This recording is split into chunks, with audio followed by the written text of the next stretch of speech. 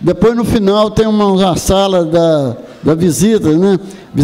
Então, recebemos vocês lá. Sejam abençoados em nome de Jesus Cristo. Então, eu quero chamar o pregador Amém. A pastora, amém. Bem-vinda. Amém. Bem-vinda. Amém.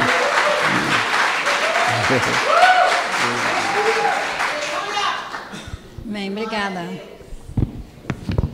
Boa noite, irmãos. Então, essa noite eu tenho a alegria, né, o prazer de estar aqui com vocês numa quarta-feira. E eu já peço desculpas da minha voz, porque semana passada, na quinta-feira, eu tive que extrair um dente. E até hoje eu estou sentindo dor. Tomando antibiótico, tomando remédio.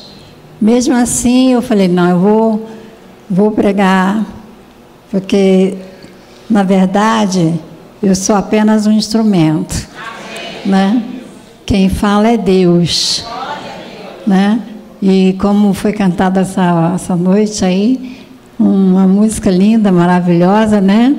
Ele exaltado, para sempre exaltado. E o meu desejo é que o Senhor seja exaltado nessa noite, no nosso meio. Né? Depois de um dia de trabalho, você encontra forças, encontra energia para estar na casa do Senhor. Então, Ele está sendo exaltado, né? Por causa disso. Então, eu gostaria que você abrisse a palavra do Senhor em 2 Reis, capítulo 15. Glória a Deus.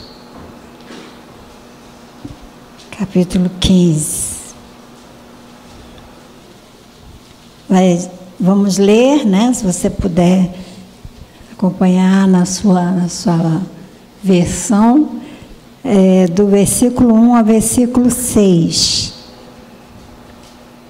Tem muita coisa aqui para falar, amados, muita coisa. E eu cortei algumas coisas, porque eu quero ser objetiva, né? Não adianta a gente falar muito e você depois não lembrar o que falei, né? Então, eu quero ser bastante objetiva e aprender com vocês, porque quando nós estamos aqui falando, ao preparar a meditação, ao ler as referências, ao estudar, nós recebemos, nós aprendemos, não é?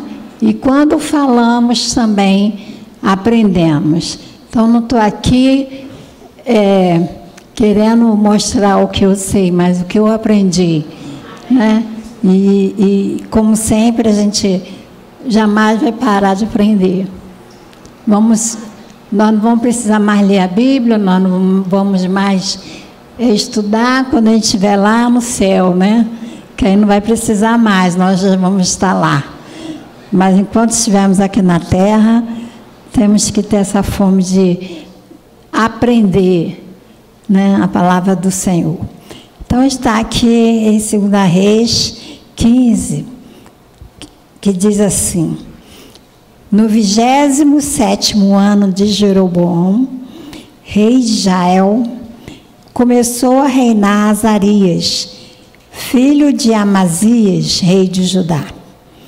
Tinha 16 anos quando começou a reinar, e 52 anos reinou em Jerusalém. Era o nome de sua mãe Jeconias de Jerusalém. Ele fez o que era reto perante o Senhor, segundo tudo que fizera Amazias seu pai. Tão somente os altos não se tiraram. O povo ainda sacrificava e queimava incenso nos altos. O Senhor feriu ao rei, e este ficou leproso até o dia da sua morte, e habitava numa casa separada. Jotão, filho do rei, tinha o cargo da casa e governava o povo da terra. Ora, os mais atos de Azarias e tudo o que fez, porventura, não estão escritos no livro da história dos reis de Judá? Descansou Azarias com seus pais e o sepultaram junto a seus pais na cidade de Davi, e Jotão, seu filho, reinou em seu lugar. Então, amados, o livro de Reis, inicialmente, quando foi escrito, era só um livro, não eram 2 livros. Né? A primeira parte do livro de Reis fala mais de Salomão, fala mais da história, né, de Salomão, que ele fez, como foi a sua vida, e também do rei Davi, como tudo aconteceu, a construção do palácio e as guerras, porque foi um tempo de muita guerra.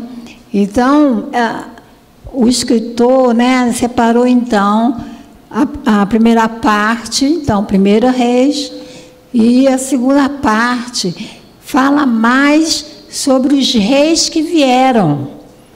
Porque, na época de 1 Reis, Deus era o rei, Deus era o juiz, Deus é que comandava, a palavra de Deus era falada diretamente para o povo. Mas chegou um tempo, uma época, que os próprios súditos de Jerusalém, eles pediram um rei. Como as outras nações tinham reis, eles também que queriam, desejavam ter um rei para si. Então, Deus ouviu o pedido deles. Vocês querem rei? Então, foi os reis, né, que vieram um após o outro. Depois de Davi, né, porque Davi foi um rei, mas um rei segundo o coração de Deus, dirigido por Deus. Mas eles não quiseram mais, rejeitaram Davi. E depois do rei Davi veio Esaú, um rei ímpio. E após Esaú veio outro. E então a história dos reis, a partir do segundo livro, é uma história muito triste.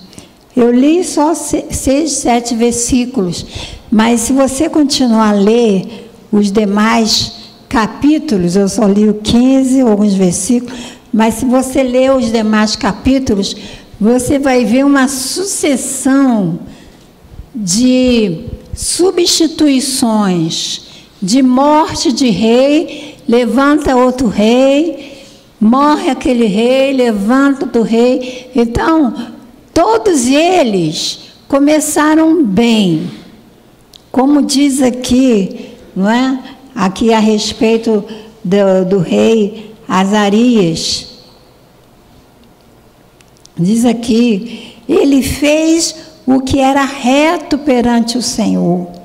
Repete comigo.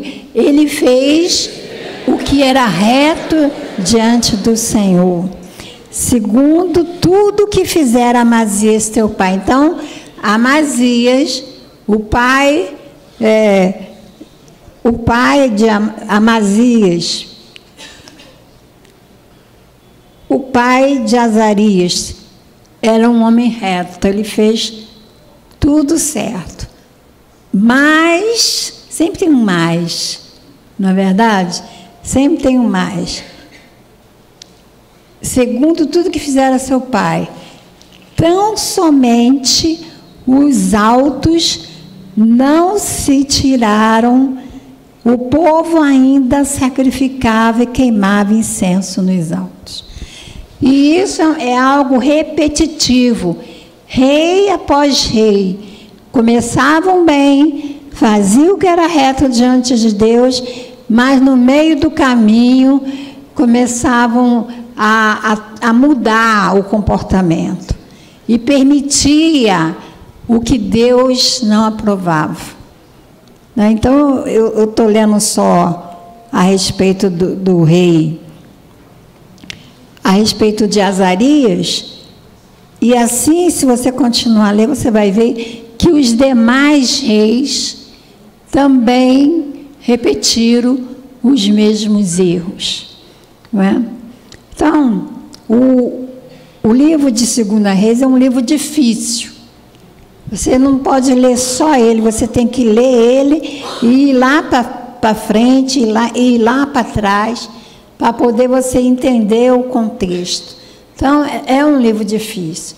Como nós não estamos fazendo um estudo profundo, então eu não vou entrar nesses particulares da dificuldade de entendermos o livro de 2 Reis. Eu quero me ater apenas ao aprendizado que nós precisamos sair daqui dessa noite, né? Aquilo para a nossa vida. Porque, como diz lá no Novo Testamento, toda a palavra de Deus foi escrita para o nosso conhecimento, para o nosso amadurecimento. E quando Paulo escreve isso, ele não está falando apenas do Novo Testamento, está falando também a respeito do Antigo Testamento. Tanto o Antigo Testamento como o Novo Testamento foram escritos pelo Espírito Santo, usando homens, mulheres, para que nós hoje tivéssemos o privilégio de ter a palavra de Deus inteira nas nossas mãos. Amém? Para o nosso aprendizado, para o nosso crescimento. Então, o meu desejo é esse, né? Cada vez que nós lermos no devocional ou ouvirmos a palavra de Deus, nós temos que buscar um crescimento espiritual, um amadurecimento espiritual, não é? E aqui diz assim, porque teve lá, né, houve em Israel, lá houve 5 reis, que está escrito aqui em 2 Reis, e em Judá houveram 2 reis. Vocês sabem que depois da morte de Salomão, o filho de Salomão, Roboão, começou muito mal. E Deus então permitiu que 10 tribos ficassem com Jeroboão, que não era o seu irmão, era um moço do povo.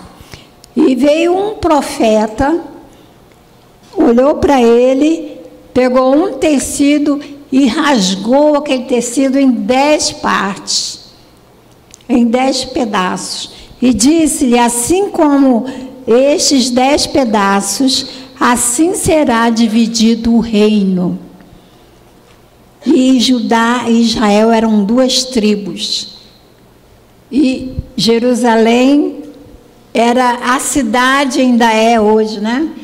Considerada a cidade de Deus, onde havia o templo do Senhor, que Salomão construiu, estava lá em Jerusalém, e onde todo o povo ia para adorar a Deus, anualmente. E esse rei Jeroboão, com inveja, com ciúme, de ver todo esse povoado saindo das suas casas, saindo de suas cidades, para ir a Jerusalém adorar a Deus. Então ele, em Samaria, construiu um templo. É por isso que a gente sabe que os judeus não se davam com os samaritanos. Não se davam com os samaritanos.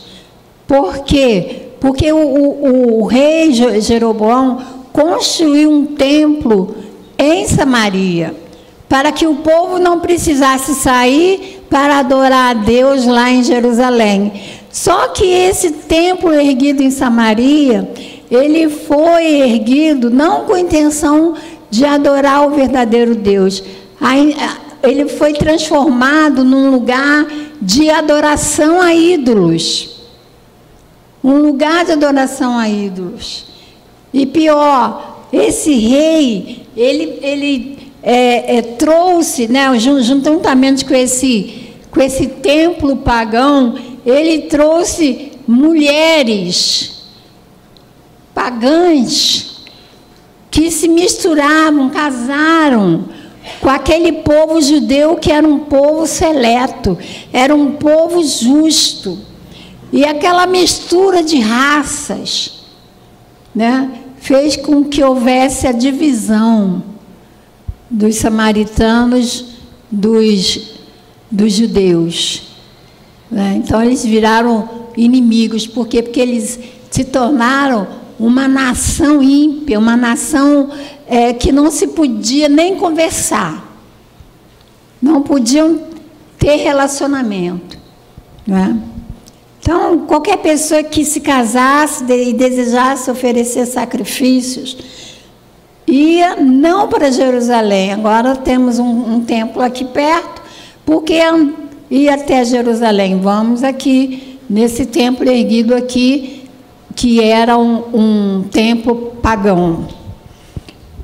Glória a Deus, que a palavra de Deus nos ensina até através dos erros. Mesmo aprendendo, mesmo havendo erros, a gente pode aprender com esses erros. E era muito fácil, o povo é idólatra, ele já está na sua índole, a idolatria. Vocês se lembram quando Moisés subiu ao monte para orar? Ele ficou 40 dias lá no monte diante de Deus, Deus falando com ele, Deus dando as tábuas da lei para ele e orientando ele como conduzir o povo. E o povo lá embaixo, com a demora de Moisés descer do monte, o povo lá embaixo, então falaram, está demorando muito, vamos fazer o bezerro de ouro aqui, e nós vamos, então, adorar esse bezerro de ouro. Então, há no coração daquele povo a idolatria. Era algo que estava ali no sangue deles. E, então, era muito fácil eles se desviarem do caminho. Então, é fácil, amados, substituir Deus. A gente vê isso aqui, como é fácil substituir Deus. E esse capítulo descreve isso muito bem, a facilidade com que o povo substituiu a Deus. Eu não quero, nessa noite, falar apenas da história. Eu quero muito que essa palavra mexa conosco. Não somente os fatos históricos, mas o que nós podemos extrair desses fatos históricos para a nossa vida. Porque os mesmos erros que esse povo, né, esse povo tanto de Judá como de Israel, eles fizeram os seus erros, mas nós que estamos aqui, nós não somos melhores do que eles. Nós também temos dentro de nós, por causa do pecado, a tendência para a idolatria, para o pecado. E o povo brasileiro, infelizmente, ele é idólatra. Já desde a nossa religião passada, foi muito fácil, é muito fácil enganar, por causa do que a tendência humana, a nossa índole humana, quer, né, ser um artista, né, ser um cantor até evangélico, ser um lugar, tudo conduz para a gente querer adorar. Nós também, muitas vezes, amados, em áreas das nossas vidas, há áreas na nossa vida que a gente não se submete a Deus. Não se submete a Deus, como esses reis fizeram. Eles aceitaram ser reis. E junto com essa incumbência de serem reis, havia obrigações, não havia só direitos. Em geral, as pessoas ficam muito interessadas nos direitos que aquele cargo vai trazer, mas existem as obrigações. E nós temos visto isso aqui no nosso Brasil, no nosso país. Só os direitos sendo reclamados, sendo requisitados, mas as obrigações não. Então, nem tudo é reto diante de Deus. Até nas nossas próprias vidas, se nós formos analisar, cada um por si, cada um, eu faço a minha autoanálise, você também deve fazer a sua autoanálise, até que ponto tudo na minha vida obedece a Deus, segue os mandamentos de Deus. A gente sabe que não é verdade, nem tudo. Alguma coisa ainda precisa. Sempre há algo a melhorar, amém, amados? Sempre há algo a melhorar, porque nós temos a mesma índole que eles, nós não somos melhores do que eles. Glória a Deus. Então, nós preferimos muitas vezes resolvermos os nossos problemas à nossa maneira. Na palavra de Deus, fala como resolver os problemas. A palavra de Deus não esconde nada, tudo que nos acontece. Há solução na palavra de Deus, há resposta na palavra de Deus, mas nós não estamos muito interessados. Nós queremos resolver à nossa maneira. Em muitos problemas que nós temos, nós não buscamos a Deus a solução. Preferimos agir com a nossa própria força, ou gritando, ou batendo de frente, não é? Já esperei muito, estou cansado, eu vou fazer a minha maneira. Deus está demorando muito.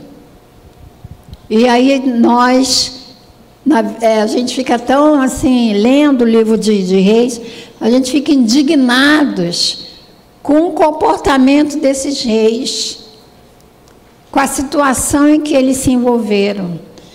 Mas nós não somos diferentes deles, somos iguais. Então, essas são algumas das formas que substituímos Deus em nossa vida. E o capítulo 15 fala do reinado de Azarias e de Judá. Começa ele com 27 anos, Jeroboão. Já havia se passado 27 anos. E ele começou a reinar com 16. E reinou 52 anos. Uzias também, o outro rei, reinou 52 anos. Mas quem mais tempo ficou no reinado foi o rei Manassés, em Israel. 55 anos reinou o rei Manassés. E o Manassés foi um rei tão ímpio, que ele ofereceu seus filhos a Maloque. Eu tinha pego na enciclopédia a imagem do rei Maloque, uma coisa horrorosa. A barriga dele, ele era enorme, e a barriga dele havia um buraco, onde o povo, para buscar benesses, para buscar uma boa colheita, para ter resposta aos seus problemas, colocava os seus bebês na barriga desse rei. Por quê? Porque o próprio Manassés fez isso, queimando os seus filhos no ventre do Maloque. E o povo fazia isso também, porque eles eram idólatras. Eles adoravam a esse Deus feito de madeira ou de metal para conseguir os benefícios que eles estavam buscando, uma boa colheita, não é? Que não tivessem problema de saúde. E assim o povo saiu dos caminhos do Senhor, porque a liderança, olha como é importante, a liderança, né, a responsabilidade da liderança. Porque o que a liderança faz, o povo faz. Então Manassés foi um rei tão ímpio, que quando ele morreu, o povo todo da cidade fez festa. Houve uma festa no dia do seu sepultamento. E eu acho que se eu estivesse lá, eu também iria nessa festa. Nós iríamos. Ficaríamos tão felizes com a morte desse rei maligno, que iríamos também festejar, com certeza. Não é? E ele era tão ruim, né, que teve uma festa quando ele morreu. Mas o que nós estamos vendo nesse capítulo, irmãos, não é tão difícil do que estamos vivendo aqui no Brasil. Não está longe, né, embora seja uma história, um acontecimento do Antigo Testamento, ele está tão perto de nós, está tão próximo de nós. Aqui no Brasil, por exemplo, as autoridades, os líderes, né, são seguidos pelos súditos, são influenciados pelos súditos. E começa bem, faz o que é reto diante do Senhor, como esses reis faziam. Mas na caminhada se desviam. Na caminhada se desviam. E isso não é diferente do que nós temos visto hoje. E nesse ponto que eu quero chamar a nossa atenção, porque todos nós, quando nos convertemos ao Senhor, nós orávamos, nós jejuávamos, nós buscávamos. Não havia uma reunião de oração que eu não estivesse presente, que você não estivesse presente. Tudo que a igreja fazia, porque tudo que a igreja faz, gente, é para o nosso crescimento, nosso amadurecimento, para que a gente mantenha a chama viva nos nossos corações. Agora, é infeliz aquela pessoa que não aproveita, que não usufrui. Por quê? Porque a tendência dessa pessoa é ir se desviando. Ninguém se desvia do caminho de um dia para o outro. O desvio é sutil. Aos pouquinhos, a pessoa vai deixando de fazer uma coisa aqui, vai deixando de fazer outra coisa ali, e leva a vida dessa maneira. Quando ela percebe, ela já está tão longe, tão fria, que começa a fazer coisas que desagradam a Deus, e o seu espírito não desperta, não é? E cada um que levanta, irmãos, é pior que o outro, não é verdade? Cada um que se levanta, tanto autoridades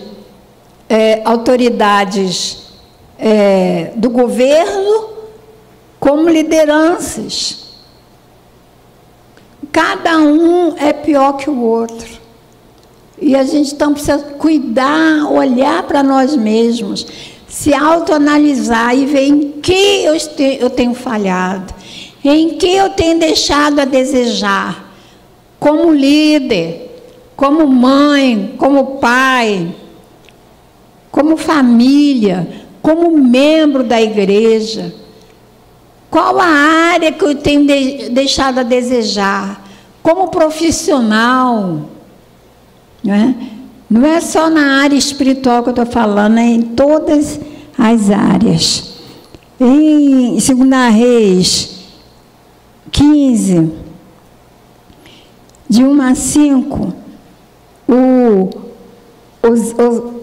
Azarias, que levantou aqui, tinha 16 anos de idade, quando começou a reinar.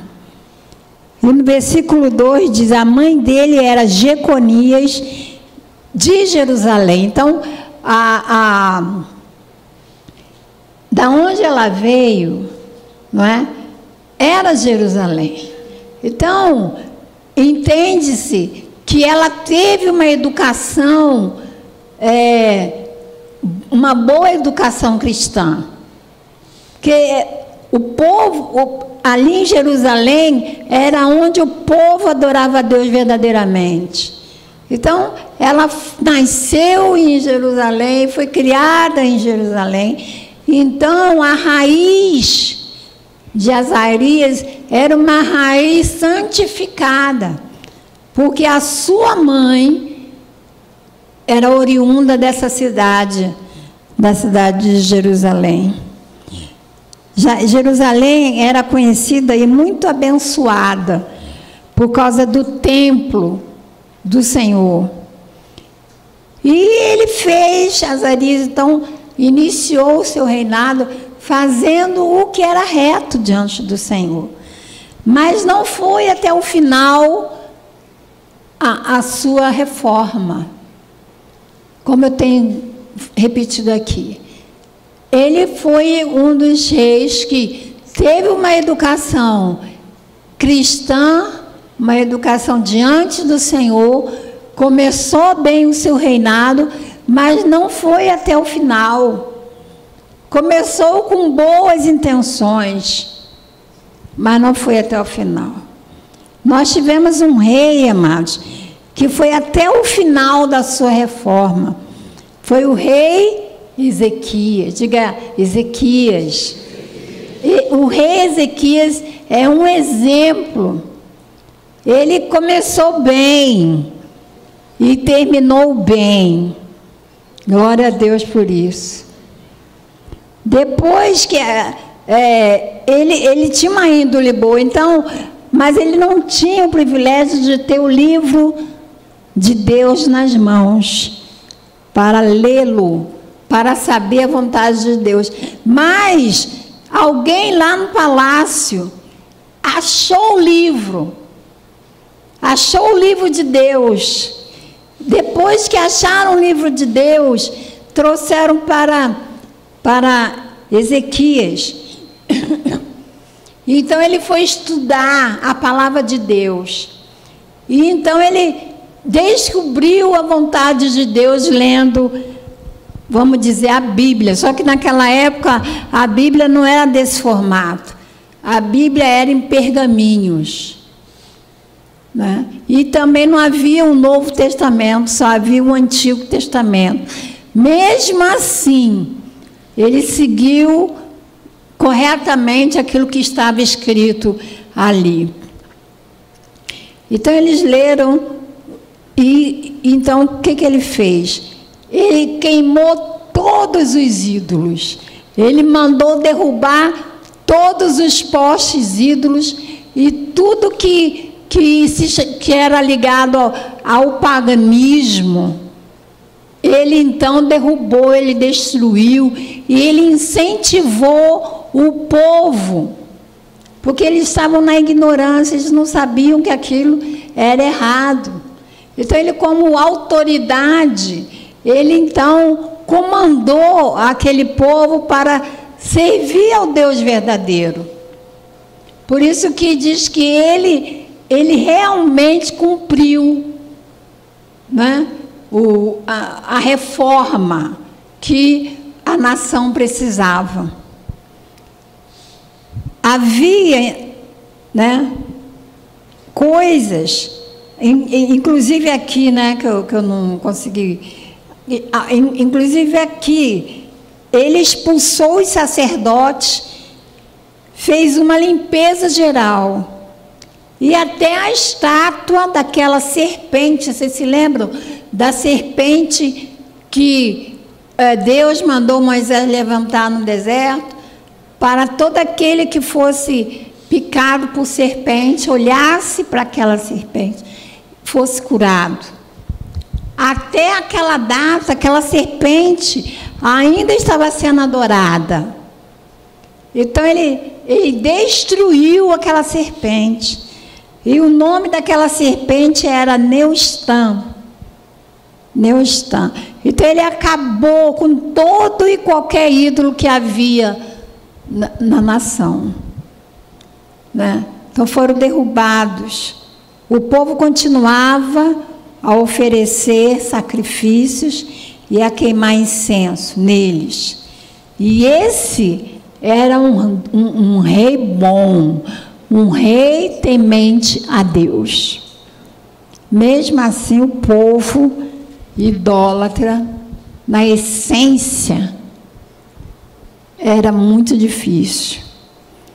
Então, esse era um rei que fazia o que Deus aprova. E o que Deus aprova, amados? O que Deus aprova? A gente fala aqui o que Deus aprova e o que Deus aprova. Eu coloquei aqui. Ele, o rei Ezequias, ia aos cultos. Ele incentivava o censo dos levitas e dos sacerdotes. Ele animava os sacerdócios do povo. Ele devia ajudar, ele devia frequentar, ele procurava saber o que agradava a Deus e fazia. Então, ele faz o que o Senhor aprova, o rei Ezequias. Então, eu queria trazer essa palavra. Não sei se você está aceitando essa palavra, porque muitos dizem assim, mas eu não sou idólatra. Eu não tenho imagem na minha casa, né? Eu não me ajoelho diante de um santo. Eu não faço despacho na esquina. Eu nunca entrei num centro de macumba. Muitos aqui podem falar isso, eu inclusive. Mas não é só isso que Deus aprova, né? Nós queremos, no nosso coração, na nossa sinceridade de cristãos, fazer o que Deus aprova. Mas a índole humana, a tendência humana, não é de fazer o que Deus aprova. Né? Nós queremos fazer tudo o que o Senhor quer, mas é muito difícil. Vamos concordar? É muito difícil. Mas não é para correr, fazer tudo às pressas. Vamos abrir lá em Efésios, capítulo 4. Vamos ver o que o apóstolo Paulo está falando lá, para aquele povo.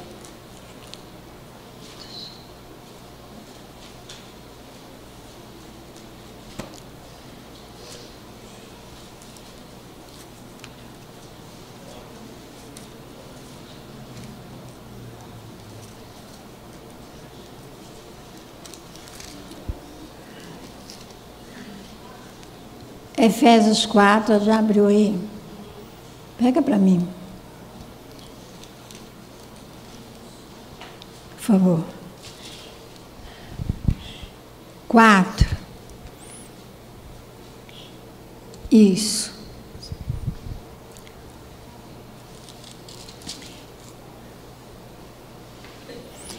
No versículo 11, diz assim: e ele mesmo, ele quem? Jesus.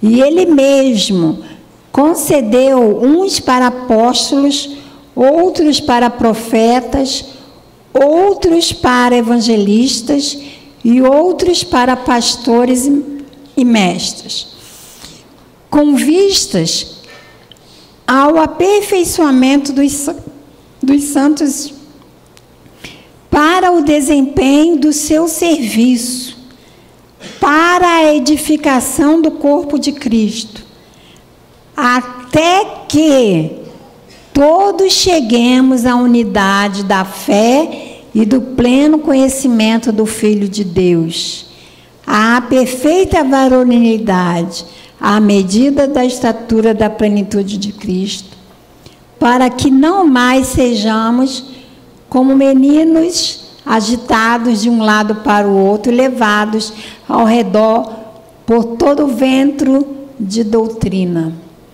Mas o que eu quero chamar a atenção desse versículo, né? Capítulo 4, versículo 13, é essa palavrinha aqui, que dá esse entendimento que eu quero.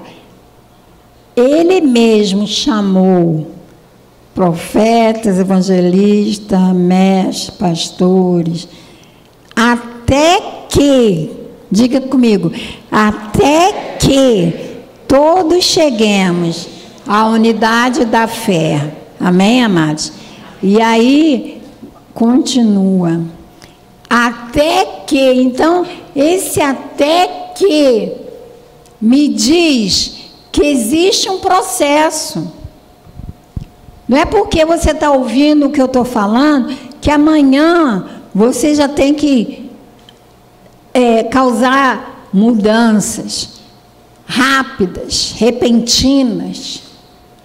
Existe uma caminhada, existe um processo. O que nós precisamos é entender que precisamos mudar. E também nos analisarmos até que fiquemos firmes na fé, né? O até que não é já. Até que eu posso fazer um pouquinho hoje, um pouquinho amanhã, não é? Só que precisamos nos adiantar, amados, porque Jesus está voltando. Não é para ser já, mas também não é para demorar. Precisamos buscar agradar a Deus e ir nos aperfeiçoando a imagem de Cristo Jesus, nos tornando o que Ele é, como Ele age. Então, nós não podemos cruzar os braços e esperar que o Espírito Santo faça a obra. Jesus já enviou o Espírito Santo. E Ele disse, eu vos enviarei o Espírito Santo e Ele vos conduzirá a toda a verdade. Então, nós precisamos buscar essa direção que o Espírito Santo está aí para nos dar. Para que a gente, então, alcance a perfeita varonilidade. Sermos perfeitos. Nós fazemos muitas coisas boas, amada, é claro. Mas tem coisas que deixamos de fazer. Nós não adoramos ídolos, não temos estátuas em casa. Mas eu preciso melhorar. Eu tenho consciência de que eu preciso melhorar. As coisas boas, amém, vão continuar sendo feitas. Mas aquilo que o Espírito Santo sinalizar, eu preciso pedir ajuda. Preciso me submeter à direção do Espírito Santo. Nós sabemos, amados, temos plena consciência que nós precisamos melhorar. Não adianta nós fazermos parte da história. Fazemos parte da história. Nós estamos escrevendo a nossa história. Eles escreveram a deles. Como é que vai ser o fim da minha história? Porque não é como você começa, mas é como você termina. Isso é que vai determinar o seu progresso. É como vamos terminar. Né? Se nós não pegarmos essa palavra e trazermos para a nossa vida, de nada vai adiantar, meus irmãos. Em qual área eu preciso melhorar? Em que área eu preciso mudar? E é muito bom reconhecermos isso, para que o Espírito Santo tenha facilidade para trabalhar. Não é verdade? Sim ou não? Sim. Quem tem problemas na área de palavrão, palavras torpes. Pastora, será que tem cristão que fala palavrão?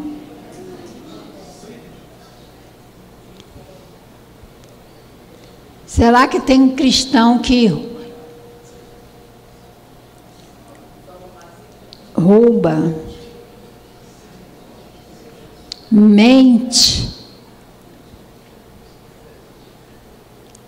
E se eu tivesse aqui mais papel, teria muito mais coisas para falar. Eu não quero ofender ninguém, eu não estou aqui mandando indireta para ninguém, mas eu sei,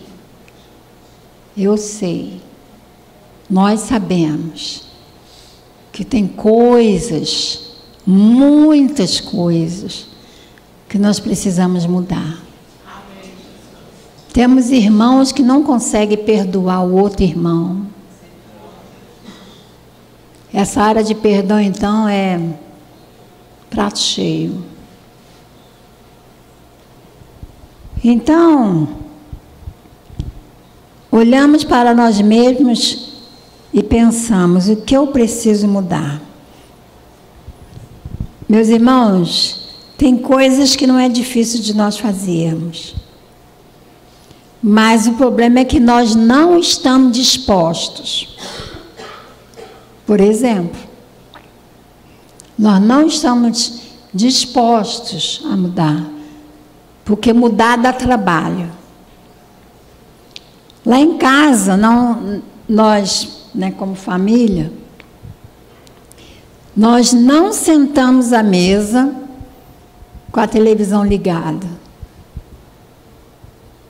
É algo que foi aprendido desde quando os nossos filhos eram crianças.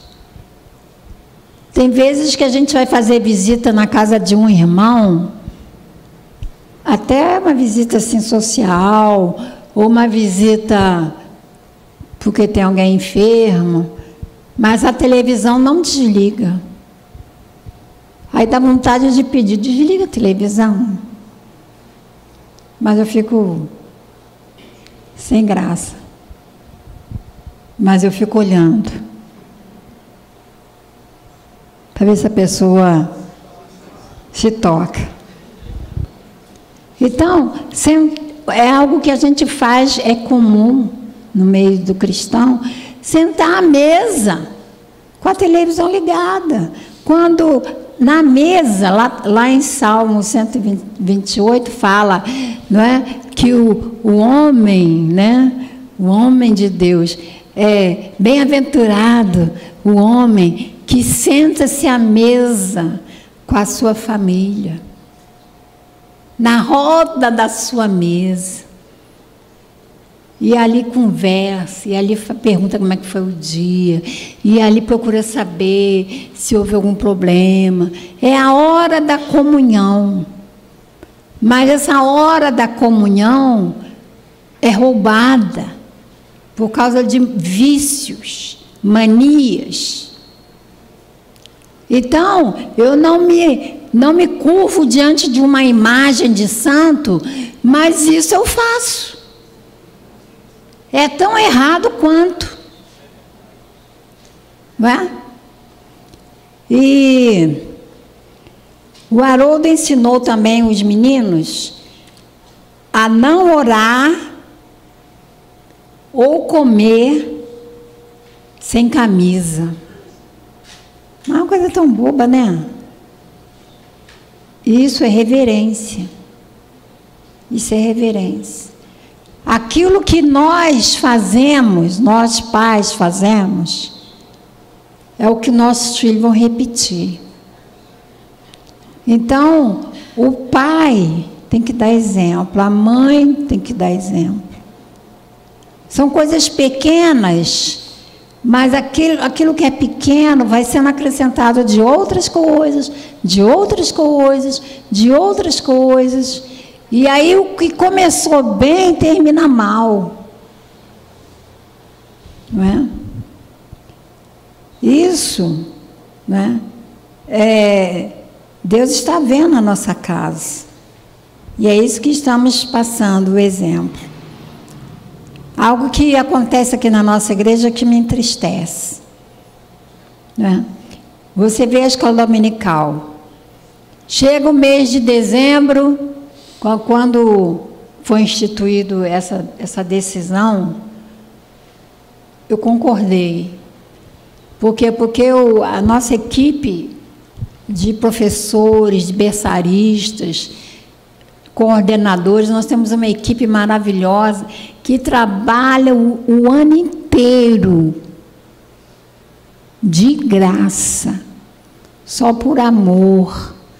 Tem horário para chegar, tem horário para sair, tem reuniões, não é?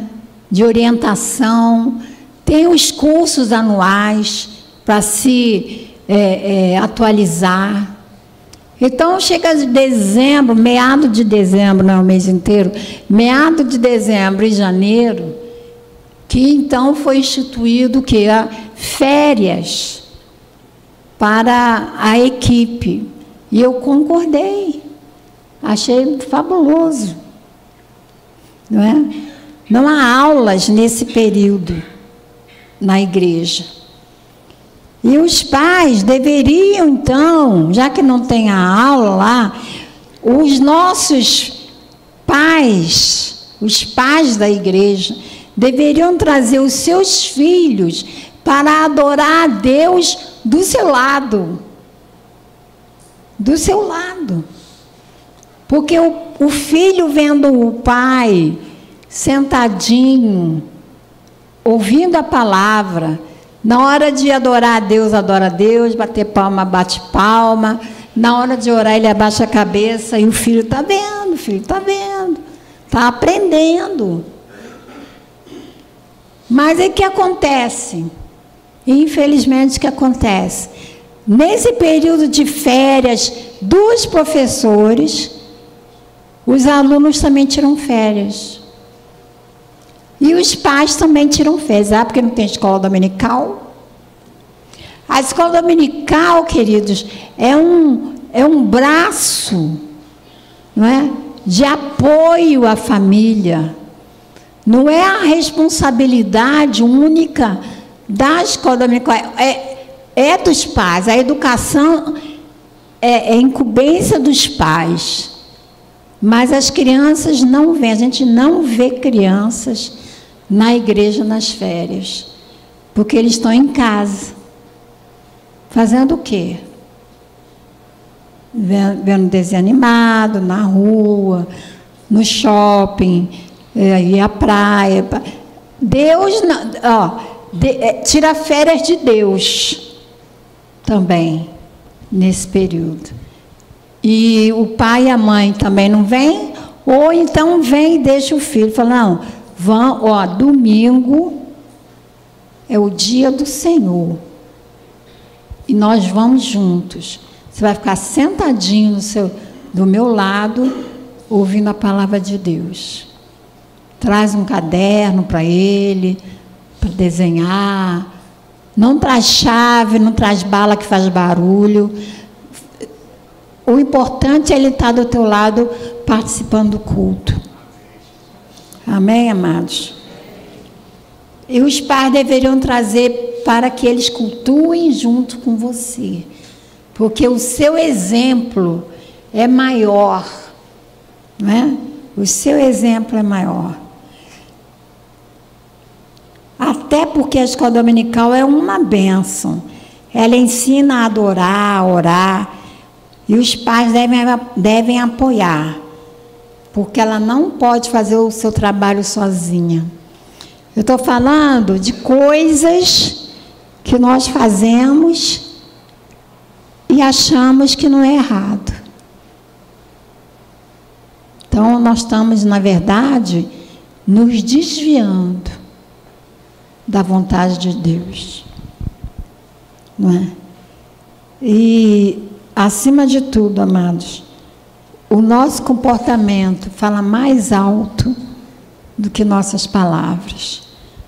Qual criança que vê o seu pai ler na Bíblia? Qual é a criança ou adolescente que vê o pai e a mãe orando juntos? Então, amados, o diabo veio para matar, roubar e destruir. E ele está fazendo muito bem o seu trabalho. E nós precisamos abrir os nossos olhos, acordar, amados. Porque o futuro espiritual deles depende de nós. Depende de nós. Então, não vamos começar certo, fazendo o que agrada a Deus, e aos pouquinhos nos desviando da vontade de Deus. Vamos continuar fazendo a vontade de Deus. Eu termino.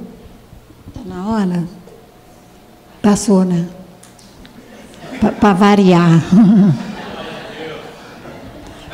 Desculpa, amados. Vamos levantar e orar. Eu queria chamar o irmão Edno para terminar com uma música. Mas antes eu queria que você colocasse a mão no seu coração. O coração é o centro das emoções. É do coração que brota tudo que é bom, tudo que é ruim. Oh Deus, em nome de Jesus, que essa palavra não tenha sido lançada em vão, meu Deus, mas possa servir, ó Deus, de alerta para os meus irmãos, ó Deus. Oh Pai, eu quero ser exemplo, Senhor. Eu quero ser exemplo, Senhor, na minha casa, onde eu for. Oh, meu Deus, me ajuda os teus filhos. Que sejamos uma igreja madura, Senhor. Uma igreja consciente. Oh, Pai, vem abençoar as famílias aqui presentes, Pai. Famílias aqui representadas, Pai. Cada casal, cada filho, seja criança, seja jovenzito, seja adolescente. Oh Deus, vai com a tua boa mão sobre cada um, oh Deus. Desperta-nos, Pai, para cumprirmos a tua palavra, Senhor. Para fazermos o que é reto diante do Senhor. Em nome de Jesus.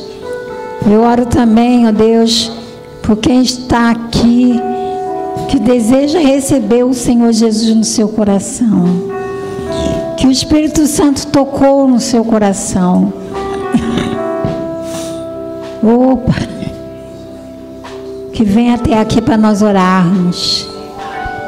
É o momento, é a hora. Aleluia, Jesus. Amém, Jesus.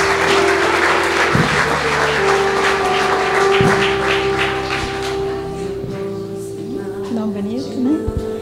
Ágata. Levante suas mãos em direção a essa jovem.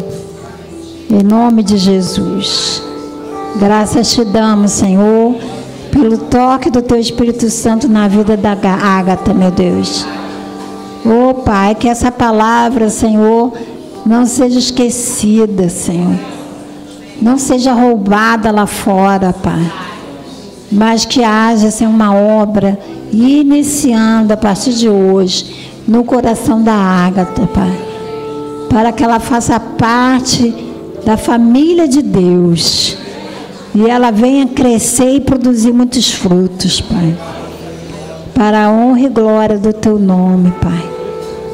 Aleluia. Em nome de Jesus. Seus olhos revelam que eu nada posso esconder, que não sou nada sem Ti, ó fiel Senhor.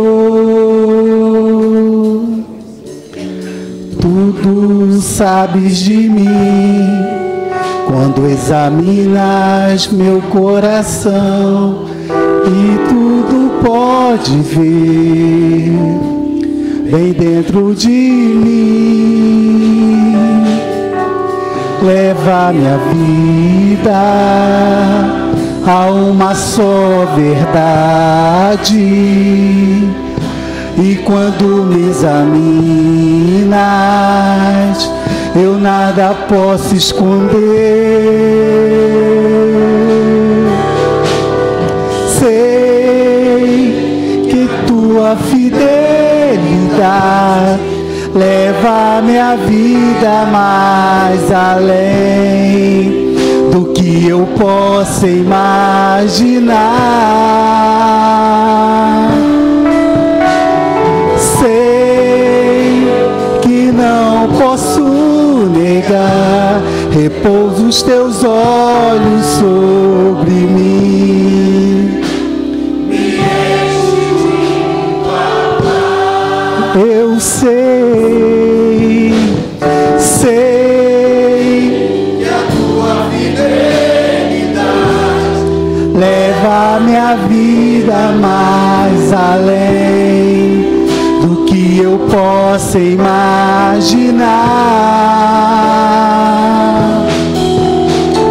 Sei que não posso negar, repouso os Teus olhos sobre mim, me enches de Tua paz. Repouso os Teus olhos sobre mim, me enches de Tua paz.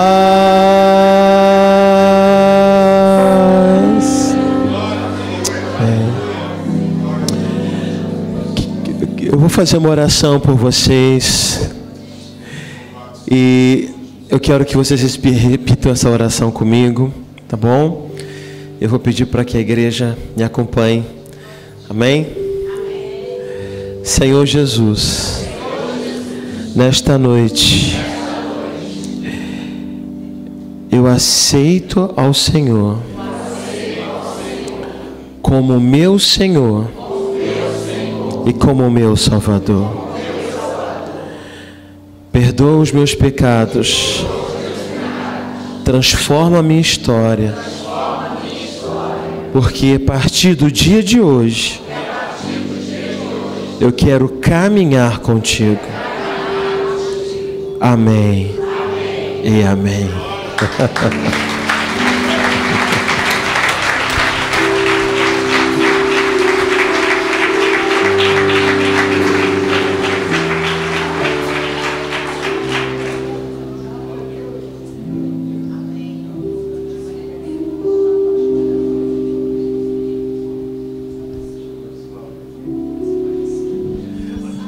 Vire para trás, tem uma homenagem para vocês.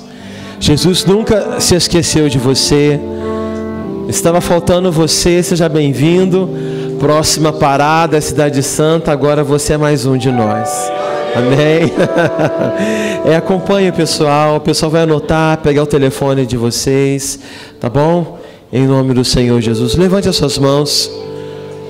Vamos agradecer ao Senhor Jesus por esta palavra poderosa, abençoada, que Deus usou a nossa amada pastora para nos abençoar. Senhor, muito obrigado, Senhor, por esta noite.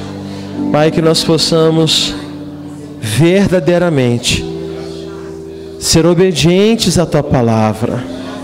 Ó Deus, não venhamos a nos curvar a nenhum Deus, a nenhum objeto, a nenhum costume, a nenhum hábito, Senhor, a nada, Senhor, que nos afaste de Ti, Senhor. Mas nós queremos sempre estar aos Teus pés. Ajuda-nos, Senhor, a observar, a avaliar, a sondar a maneira como estamos andando. Senhor, leva-nos debaixo da Tua graça, debaixo da Tua paz, debaixo da Tua proteção. Isso eu te peço e te agradeço. Deus te abençoe rica e abundantemente. Uma boa noite a todos e uma boa semana. Aleluia.